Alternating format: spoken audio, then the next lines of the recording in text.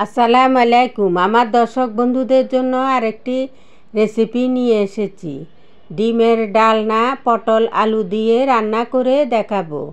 ডিমগুলোকে সিদ্ধ করে পরিষ্কার করে প্লেটে রেখেছি। 4টা পটল কুটে রেখেছি। একটা আলু যেভাবে কাটছি এভাবে আপনারাও কাটবেন। খুবই দুর্দান্ত স্বাদের একটা রেসিপি। আমার ভিডিও দেখবেন, ভিডিও দেখে আপনারা বাসায় বানিয়ে খাবেন। যখন বানিয়ে খাবেন তখন এর স্বাদ বুঝবেন আপনারা কি খেয়েছেন। এখন চলুন আমি ডিমের ডালনা পটল আলু দিয়ে কিভাবে রান্না করি দেখতে থাকুন। চুলায় ননস্টিক ফ্রাই প্যানে তেল আগের থেকে গরম করে নিয়েছি। এই পটল যেভাবে আমি দেখাচ্ছি এইভাবে কাটবেন। এই রান্নাটা সরিষার তেল দিয়ে আজকে রান্না করব। খেতে খুবই দুর্দান্ত হবে। স্বাদের কোনো তুলনা হবে না। আপনারা বাসায় এভাবে রান্না করে খাবেন, দেখবেন আপনাদের মুখে এটার স্বাদ কেমন লেগেছে।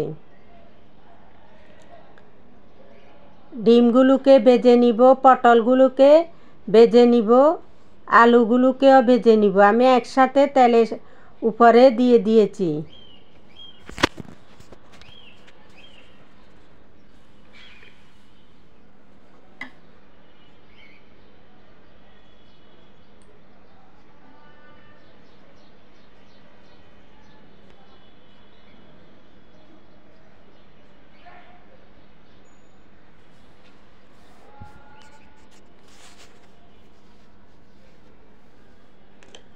যাদের বাসায় মাছ মাংস থাকে না, ফ্রিজে কমে যায়, তখন আপনারা বাসায় ডিম থাকলে এভাবে সংক্ষিপ্ত আকারে খেতে পারবেন। ডিমের ডালনা পটল আলু দিয়ে রান্না করে খাবেন, দেখবেন আপনাদের কাছে খুবই মজা লাগবে। আর এই রান্নাটা পোলাও দিয়েও খাওয়া যাবে, গরম ভাতের সাথেও খাওয়া যাবে। ডিম পটল আলু আমি ভেজে নিয়েছি। আমি যেভাবে ভেজেছি এভাবে আপনারা ভাজবেন। পটলগুলোকে একটু লাল লাল করে নেবেন, তাইলে খেতে অনেক মজা লাগবে। পেঁয়াজ রসুন কুচি দিয়ে দিয়েছি।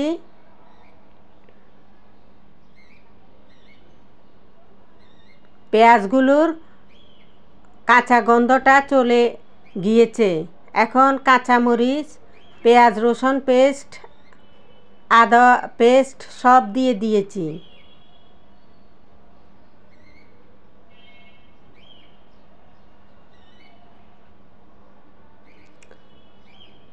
এক চামচ গুঁড়ো মরিচ, আধা চামচ হলুদ, পরিমাণ মতো আমি জিরা ধনিয়া দিয়েছি, লবণ স্বাদ মতো দিয়েছি। এখন তেলের সাথে মিশিয়ে নিব মশলাগুলোকে।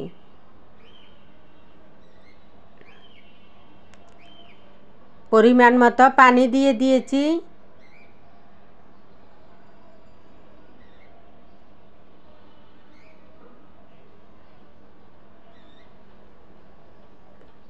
আমি যে গরম মশলার গুঁড়ো করি তরকারিতে দিই, সেই মশলাটা আমি দিয়ে দিয়েছি।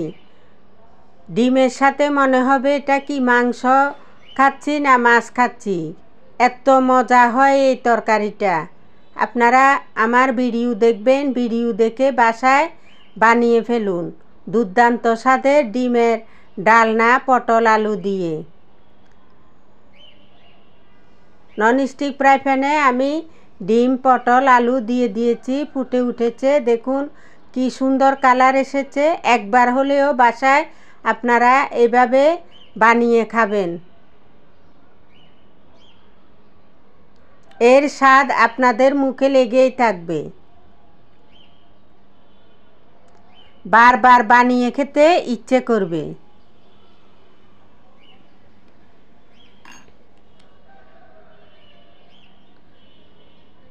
তরকারি প্রায় রান্না হয়ে গেছে।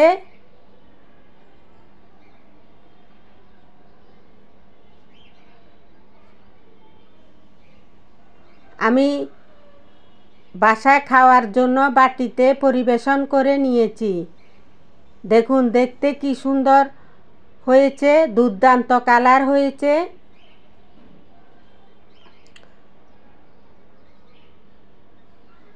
খুবই সুন্দর কালার এসেছে।